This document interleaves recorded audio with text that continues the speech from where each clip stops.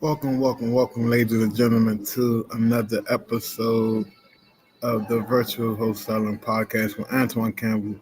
We got an amazing episode. Today, we're going to be talking about the secrets to scaling your virtual real estate business, right? So, if you feel like you're stuck, you're in the rut, you're going through some things, this episode is going to be very informative.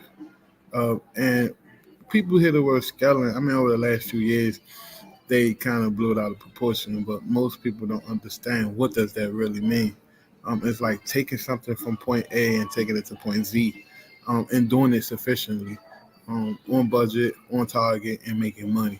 And I think that's what most people struggle to understand. Is this your first time watching me on YouTube or listening to me on Spotify or wherever you're watching from, or you're watching the replay? Do me a favor, like and share the video or the the, the podcast, and give me a 5-star review if you think it's great. Uh, you got to understand the importance of scaling for long-term success. You don't want to just do a deal here and there and then go spend all your money on marketing. You want to do deals and then you want to invest some of that money back into marketing responsibly and understand exactly your burn rate, how long it take you to make money, and then replenish it. Right.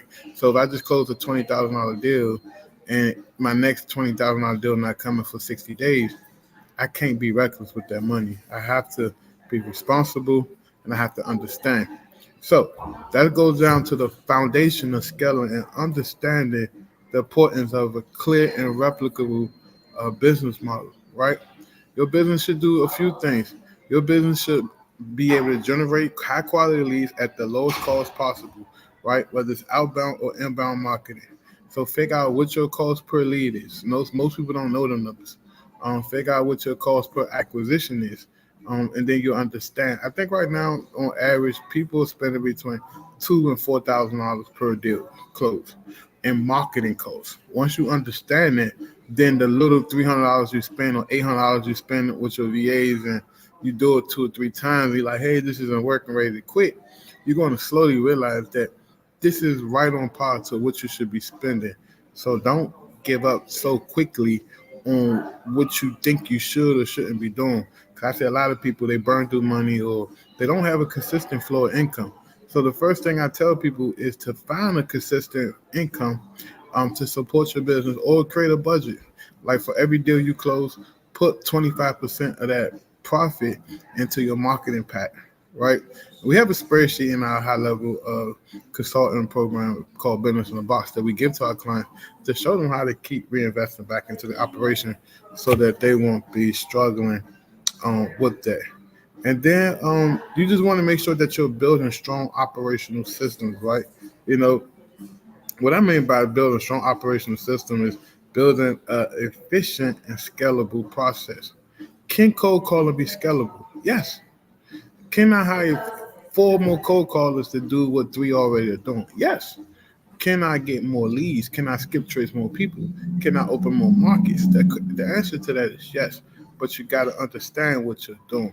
And then you got to know how to leverage technology, right? To automate repetitive tasks. Meaning that I literally got on a little late today because I'm testing out some new bots that I'm going to allow, um, you know, I may allow 15 people into the program just to make sure it's working smoothly. And these bots are going to be we call concierge bots, where basically you tell us what areas you want to market. We pull a list, we get the data, we run the marketing. The bots do all the hard work and they book appointment in account. So that's going to be like an $800 a month offer. Why? Because one VA and the dial and all that's going to cost you about $1,000 a month. So it's right around what you should be spending, but it's more predictable and it's more consistent. And then you can focus on talking to people that want to sell their house. So that's going to be something that we're going to be rolling out in the next few days, literally. So then you want to make sure that you're documenting your standard operating procedures.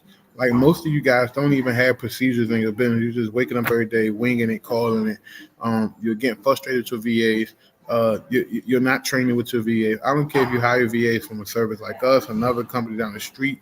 You must work with your VAs and you must train with them and you must help build their infrastructure. If the VAs are becoming a tad bit much for you, it's most likely you. You have probably leadership problems. You probably never led a team before. You probably never ran an operation virtually before.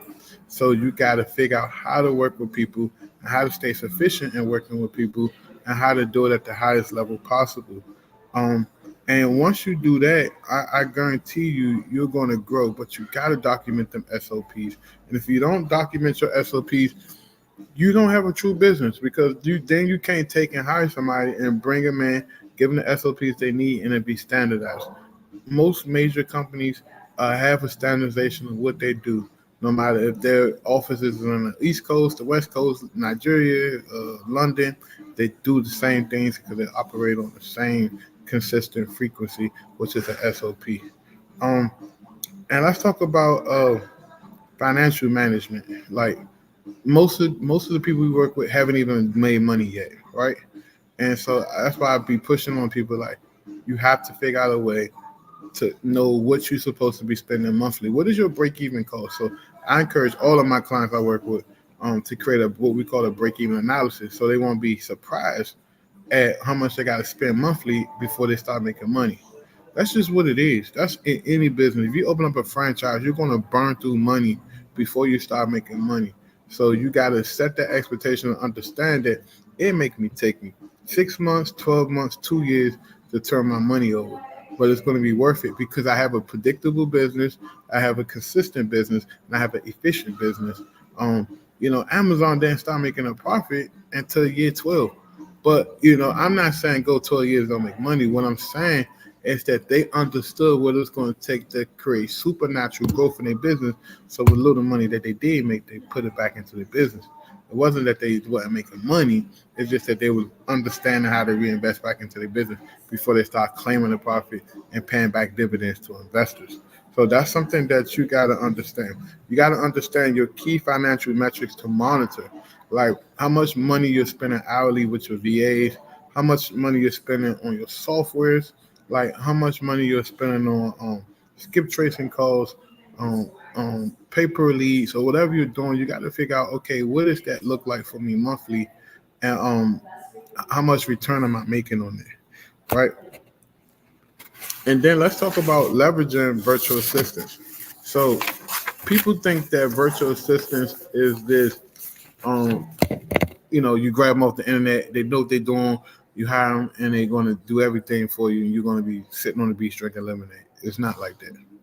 Virtual assistants is nothing more than an employee. Just like you get an employee or you're a manager at a job, you got to onboard an employee, you got to train with them for 2 weeks. Sometimes you got to meet back with them and tighten them up, or you got to fix certain things. That's the same thing in business. You a virtual assistant is not going to come out the box fully trained, ready to go, and just kicking ass for you. I don't care who you get a VA from. That's just not the case because we all have different businesses, we all have different philosophies, and we all do things a little bit different. So you need to understand what tasks that you want to delegate to free up some of your time so you can focus on what we call high value activities. So the biggest thing I tell clients, and a lot of clients shy away from this, is you should be on the phone doing acquisition calls. Even if you get an acquisition manager, y'all should be working co in hand so that way you can set the expectations of what does a good acquisition call sounds like? What does a good motivation person sound like? What does a person that's not motivated sound like and look like? So you can identify that, record it, document it, and set a standardization that, oh, these people that we talk to that talk like this isn't as motivated, right? This person that's really motivated, here's some things they might say to you or some keywords they may point out to you. So once you understand that, um, you're going to be good to go. And then, like I said, you want to make sure that you're consistently training with your team, so that way you can have an effective team. Most people they don't train with their team because they just wake up every day and wing it. And listen, there's nothing wrong with winging it, but you got to understand that when you wing it, um, you're not running a true business. You're just making money, right? And it's okay to do that. Like I know people, the first 2 years of their business, they was winging it. They didn't have a true business model. They didn't have an understanding of what's supposed to be done. But when they paid for a consultant like myself or someone else to come in and show them these things, there is no excuses. So most people, when they make these excuses, I think that's when things start going downhill for them files of trying to scale, right? You can't scale chaos because you're all over the place. You're not meeting with your team weekly. You're not listening to their phone calls. You're not providing feedback. You're not available when they have questions. It's a recipe for disaster. So making sure that you're all in on your business. Don't just look at it from the money perspective, because that's the only thing that most people get pushed from. It's the money perspective. Look at it from, I'm creating a business that can run without my day-to-day involvement at some point. It may take you 1 year to get to that point, but it is what it is, right? Um, and then some people shy away from this, but if you really want to grow, man, you gotta really understand your lead generation. You have different types of lead generation. You have outbound lead generation and inbound lead generation. And I think the true way to grow and scale a business is to start to focus on inbound lead generation, paid marketing. Facebook ads, LinkedIn ads, TikTok ads, YouTube ads, direct mail, newspapers, radio, like all of this stuff where you get people attention and they're interested in selling a house or working with you, um, is definitely something that eventually the big guy. If you look at the top big guys that's really doing deals, they're not really using cold callers. I mean, they are. Some of them are, but the true real big guys that's crushing it, they're just spending money on marketing. Like they're sending out 40,000 pieces of mail every 2 weeks. They're running radio ads, spending 10 grand a month. They're running commercial TV commercials. Like they're playing the big game, right? They know that they got to, in order to make money, they got to spend money, and they know that it's going to be a return on investment. So once you understand that, you accept that, you're going to be a better owner and operator, right? Uh, and then you just want to make sure that your online presence is strong. Like you should always be invested in your website, building it up, writing articles, SEO, answering questions. Like here's some of the things that you can do. Write like 20 different articles about different things that people may be asking when they're trying to sell their house. What to do if you want to qualify for a short sale? What to do if you just had a repossession and you want to refinance your house? Like all this stuff you should be writing articles about, and it should be redirecting them back to your main website. If you can't write the articles, then hire somebody to write articles for you, and post on your website and with some backlinks, so that way you can get some of that organic traffic. Because that organic traffic is still good. But you could do a little social media marketing too. Like you can have your VA maybe 45 minutes out their shift, just do Canva posters for you and just post it up, different Facebook groups and that type of stuff. Not going to get a million people trying to buy it, sell their house to you, but you're definitely going to be at the front of people's minds when they're thinking about selling if you are consistently posting. And then you just want to build strategic partnerships with people. So other wholesalers, maybe your strength is getting deals on the contract, and you don't really have many buyers. So maybe you want to work with the best people that sell deals or dispose deals. Or maybe you're not really strong at acquisitions, but you're good at talking to buyers. Maybe you may want to reposition your company to be a disposition driven company over an acquisition and disposition company. So these networking with other real estate professionals will help you and allow you to do that. Get into these Facebook groups, answer questions, create value. Get as you're creating value, give people a call to action. Like, hey, I'm looking to work with 3 people. I'm building a buyers list in Memphis. If you got any deals you want to sell, send them to me. And that's how you scale and grow. When people know what you're doing, you're going to be good to go. Also, how I got on real fast is I attend a lot of industry events. Like every event, people kept seeing my face. People kept knowing who I am. I'm getting into another business and industry right now. I've been very quiet about it, and I'm already going to events. I already paid for a mastermind. I'm already doing stuff. I already got my first opportunity under contract, and it's already going through due diligence and all that. So when that's ready for me to talk about, I will be openly to talk about it. But right now, I'm just not talking about moves that's about to be made. I'm talking about moves that's already in progress, and no one can take that from me. So once you get to that point, you're not going to be eager to tell everybody everything you're doing.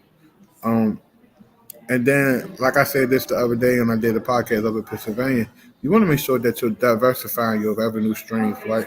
You want to explore all the additional income opportunities, whether you have a skill, whether you can train VAs. Like I make okay money with my VA company. Maybe you could do VAs. Don't know. I thought about putting out some type of VA coaching program to help you create your own VA agency. That's still on the table, but I'll revisit that idea probably mid-August to see if that's something I want to do going into the fall. But it's going to be very intimate. Maybe 5 people that fly into the Baltimore area. I teach for 3 days. We set their entire business. They fly out. They got a fully functional business. So I'm thinking about that. I'll let you know on how I feel towards the midsummer. And then, like I said, you just want to make sure you understanding technology and you're using technology to grow your business. So essential softwares and tools. So maybe you want to build your own custom CRM, and then you can resell that CRM as you master it. Maybe you want to build your own follow-up system, or maybe you want to hire someone like myself to put a bot into your business, so that way you can get rid of 2 VAs, and then take that money and just put it into the bot, or you take that money and put it into direct mail, or take that money and invest in something different, but versus having to pay $800+ a month for 2 extra VAs. Uh, but yeah, so that's mainly what I have for you guys today. I just wanted to make sure that I come on here and just provide as much value on these podcasts. But you just want to make sure that you are maintaining consistency in your business. So you're doing everything that you're supposed to do every single day, not just once a week or once every 2 weeks or here and there, but you are maintaining as much consistency in your business as possible. And then let's talk about time management. So making sure you manage your time. So put yourself on a schedule. Like act like this is a job to you. You know what I'm saying? Like I probably put in 25, 30 hours a week. I used to put on 80 hours a week, but now since we got a lot of automation and tools, I don't really have to work no more than 25, 30 hours a week. But my goal, in the next 2, 3 years to get it down to about 15 hours a week. And honestly, I can work as many hours as I desire, but I would prefer, my children are getting a little older. My youngest son is 12. My oldest son is 6. He'll be 16 in August. So I definitely want to put more um, emphasis into their relationship, being their dad, and just spending more time with them and doing things. Like yesterday, I took them to the movies, took them out to eat. I'm at a point in my life where I don't have to post everything I do on social media.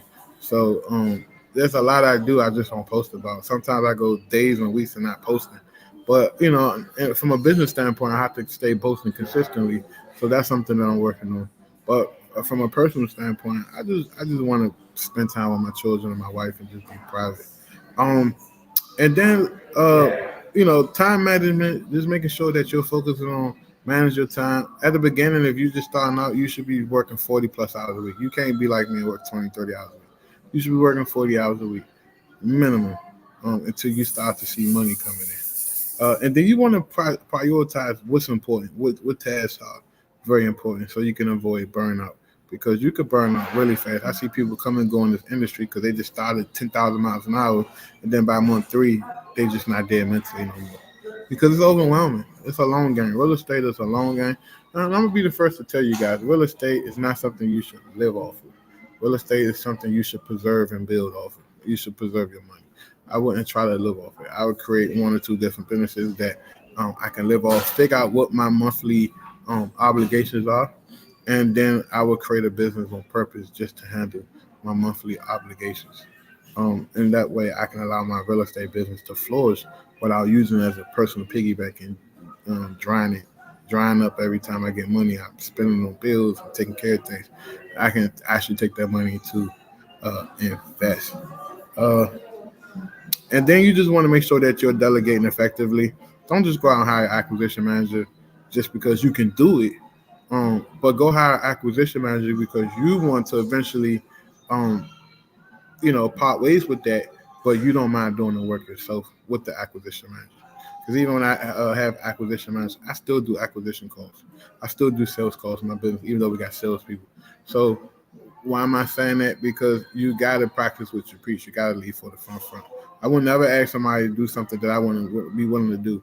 Even cold call, even though I don't personally cold call, um, I wouldn't never ask somebody to do it if I didn't know how to do it. I wasn't willing to do it. Now, if I got to get on the phone and make cold calls, I don't mind doing it. You know what I mean? But I'm at a point in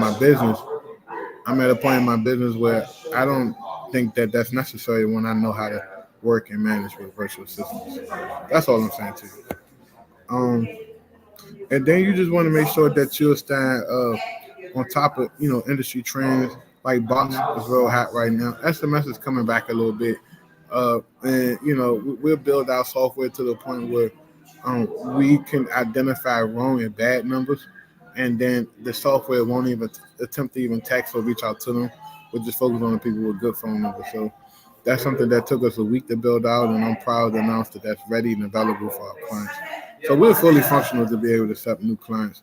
We just had to put it on pause until we make sure that everything worked itself out. But listen, I think this is a good episode. I try my best to keep these less than 20, 25 minutes. I will be coming back tomorrow with another episode. I have to drop 10 episodes in the next week and a half. It's Father's Day this weekend. I don't know what I'm doing, but my wife said she got a big surprise for me, so I'll let her do her thing. If you have any questions and you want to work with me, if you want to hire a virtual assistant, head over to my website, ceo929.com. Book a call with us so we can help you. We have so many amazing programs. We have this one program in particular that I think that most people starting out or that's trying to grow their business should consider signing up for. It's called Business in a Box, where we come through and we set up everything from A to Z, train your VAs, get you your VAs, put you through our acquisition training, put you through our disposition training, and you work with me for 90 days. When I say work with me, I don't mean I chase you around and I try to figure out when you're available to talk to me. I don't do that. Like you know who you are. You're a grown person. You know the responsibilities you got. If you need me, book a call me. I give you a link to that, and we go from there. And just write down great questions as you're watching the trainings, and it'll be an effective way to not have to spend $30,000-$40,000 on something when you can just come to me and spend it for a fraction. And like I said, we're very hands-on. Me and my team will help you out, and you'll see success. But in order to see success, you got to believe in that you're going to be successful, and you got to be willing to do the work. You got to be willing to roll your sleeves up and just get gritty with it. Not just delegate from afar, but really do the work. And if you can do that, I would be more than happy to take you on as a client to see what we could do to help you. Other than that, like this video, share this video with a few people you know, and yeah, just hit me up on Instagram, and I'll see y'all later. Talk to y'all soon.